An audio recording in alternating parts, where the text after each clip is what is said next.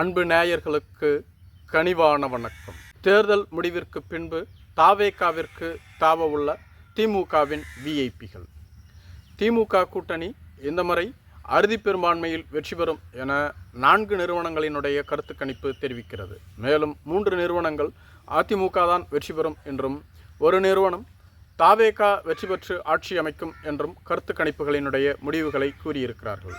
மேலும் தமிழகத்தைச் சார்ந்த பல்வேறு நிபுணர்கள் இது கருத்து கணிப்பு இல்லை, கருத்து திணிப்பு, ஏனெனில் இதுவரையிலும் வெளியாகி இருக்கக்கூடிய அனைத்து கருத்து கணிப்புகளையும் நடத்தியது வட இந்திய ஊடகங்கள் தான்.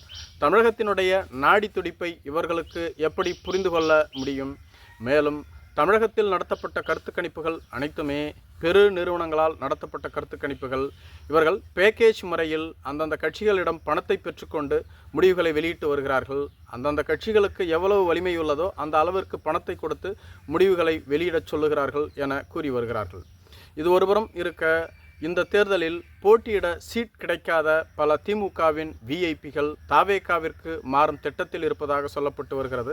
ஒரு சிலர் தற்பொழுதே பேச்சுவார்த்தையை தொடங்கிவிட்டதாகவும் சொல்லப்பட்டு வருகிறது. இது திமுக தலைமைக்கு தெரிந்தவுடன் அவசரமாக அவர்கள் அனைவரையும் சமாதானம் செய்து வைத்திருப்பதாகவும் கூறப்பட்டு வருகிறது. நீங்கள் யாரும் அவசரப்பட்டு எந்தவிதமான முடிவையும் எடுக்க வேண்டாம், மீண்டும் திமுக தான் வெற்றி பெற்று ஆட்சி அமைக்கும் என்று கூறியிருக்கிறார்கள். மேலும் அவர்கள் திமுக ஆட்சிக்கு வந்துவிட்டால் அது நமக்கு பாதகமாக மாறிவிடும் என்பதனால் தேர்தல் முடிவு வரையிலும் பொறுத்திருப்போம் என்ற மனநிலையில் இருந்து வருவதாக சொல்லப்பட்டு வருகிறது. இதில் முதல் லிஸ்டில் இருப்பது அமைச்சர் மனோ தங்கராஜ் அவர்கள். இவர் ஏற்கனவே அமைச்சரவை மாற்றத்திற்கு உட்படுத்தப்பட்ட போது பாதிக்கப்பட்டிருந்தார். மீண்டும் அமைச்சரவையில் இடம்பெற்ற இவருக்கு இந்த முறை தேர்தலில் போட்டியிடவே வாய்ப்பு மறுக்கப்பட்டது. கன்னியாகுமரி மாவட்டம் பத்மநாபபுரம் தொகுதியில் போட்டியிட இவர் சீட் கேட்டிருந்தார். ஆனால் அந்த தொகுதியை கம்யூனிஸ்ட் கட்சிக்கு ஒதுக்கிவிட்டது திமுக. இதனால் மிகுந்த அதிர்ச்சிக்கு உள்ளாகி இருக்கிறார். மேலும் வேறு தொகுதியிலாவது போட்டியிட வாய்ப்பு கேட்டபோதும் திமுக தலைமை மறுத்துவிட்டது.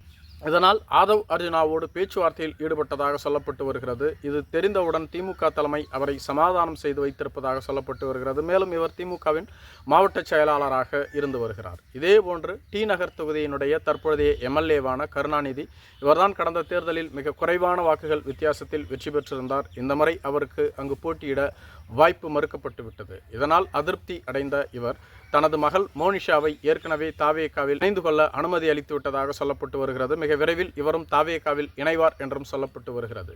இதேபோன்று திமுகவின் நீண்டகால பொதுச் செயலாளராக இருந்த முன்னாள் தலைவர் பேராசிரியர் க அன்பழகனின் பேரனான வெற்றியழகன் அவர்கள் இந்த தேர்தலில் போட்டியிடவே அவர் விருப்ப மனுவை அளிக்கவில்லை என்று சொல்லப்பட்டு வருகிறது. கடந்த தேர்தலில் போட்டியிட விருப்ப மனு அளித்தும் கூட திமுக தலைமை வாய்ப்பு வழங்கவில்லை. எனவே அவரும் தாவேகாவில் இணைவதற்கான பேச்சுவார்த்தையில் ஈடுபட்டு வருவதாக சொல்லப்பட்டு வருகிறது. Ambattur MLA Joseph Samuel, Srirangam MLA Palaniyandi, Namakkal P Ramalingam, Lalgudi MLA Soundarapandian, Tenkasi ஒன்றிய செயலாளர் சிவ பத்மநாதன் போன்றவர்கள் மிகுந்த அதிருப்தியில் இருந்து வருவதாக சொல்லப்பட்டு வருகிறது. ஸ்ரீரங்கம் எம்எல்ஏ பழனியாண்டி இந்த முறையும் போட்டியிட வாய்ப்பு கேட்டார். ஆனால் KN நேரு அவர்கள் இவருக்கு வாய்ப்பு வழங்கக்கூடாது என ஸ்ட்ரிக்டாக கூறிவிட்டதாக சொல்லப்பட்டு வருகிறது. இதேபோன்று லால்குடி எம்எல்ஏ சவுந்தரபாண்டியன் கடந்த காலங்களில் KN நேருவுக்கு எதிராக போர்க்கொடி தூக்கினார். அவர் மறைந்து விட்டதாக அவரே சுவரொட்டிகளை ஒட்டி திமுக தலைமைக்கு அதிர்ச்சியை கொடுத்திருந்தார். பின்பு சமாதானமாகி இருந்தார்கள். மீண்டும் இம்முறை போட்டியிட வாய்ப்பு வழங்க வேண்டாம் என KN நேரு கூறிவிட்டதாக சொல்லப்பட்டு வருகிறது.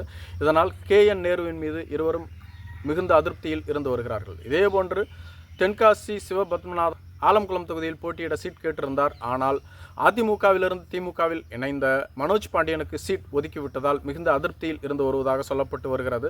இவர்கள் அனைவருமே திமுகவிலிருந்து வெளியேற திட்டமிட்டு விட்டார்கள். மிக விரைவில் அதற்கான அறிவிப்புகள் வெளியாகலாம் என்று சொல்லப்பட்டு வருகிறது. நன்றி.